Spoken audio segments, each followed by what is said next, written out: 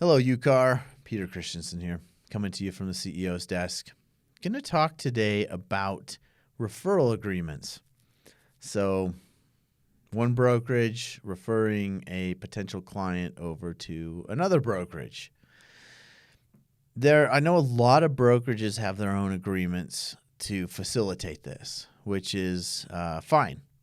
And this is really just an agreement between the two parties. It's allowed to pay a fee to a fellow licensee for a referral. The UAR also has a referral agreement, and I really like it. I think it's a well-written form. And there are a couple things I want you to just make sure you're addressing that I think are important. Okay, so the term, and being very specific about who the client is. And let's say, if it's a seller, make sure you include all parties that are owners of the property that's being sold. That could get confusing if one of three owners or one of two is listed as the person. You can do it by address too. That's possible as well. But the more specific you can be, the fewer questions there are when it comes time to pay on the referral. And then term is important as well. How long, sometimes a client works with an agent for a couple of years before they actually buy or sell something.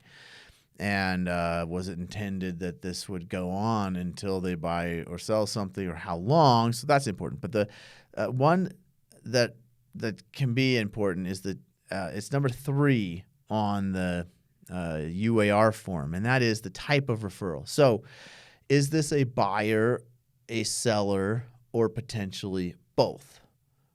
And that can get confusing when perhaps a client turns into one or the other, and maybe they started on one end. Or a buyer comes in looking to buy a home and then ends up listing the home with the same brokerage they used to buy it, and this buyer was referred over. Is the referring brokerage entitled to any referral fee on the sell as well? So those are all things. And what I love about this form, the UAR form, is that you can use it for both at once. So you check a box purchasing or selling, but you can check both. So that's kind of cool. And that's something that I've seen overlooked before.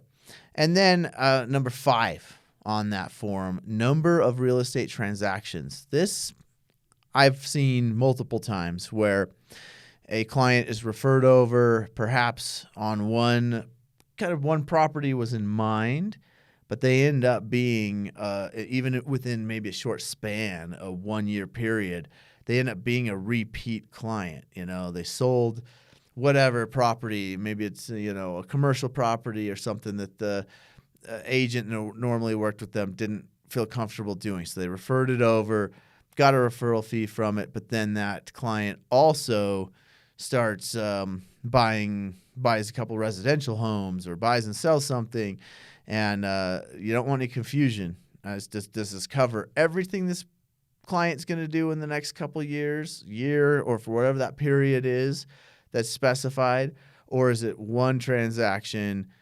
It's to buy this property, buy a property, and that's it. So you just avoid confusion. You avoid the need to have to involve litigation or arbitration, and can make it clear, and everybody hopefully is happy when these agreements are clear. Remember, this is not specific legal advice. This is legal information only. If you need specific legal advice, please contact your attorney. Thanks for tuning in.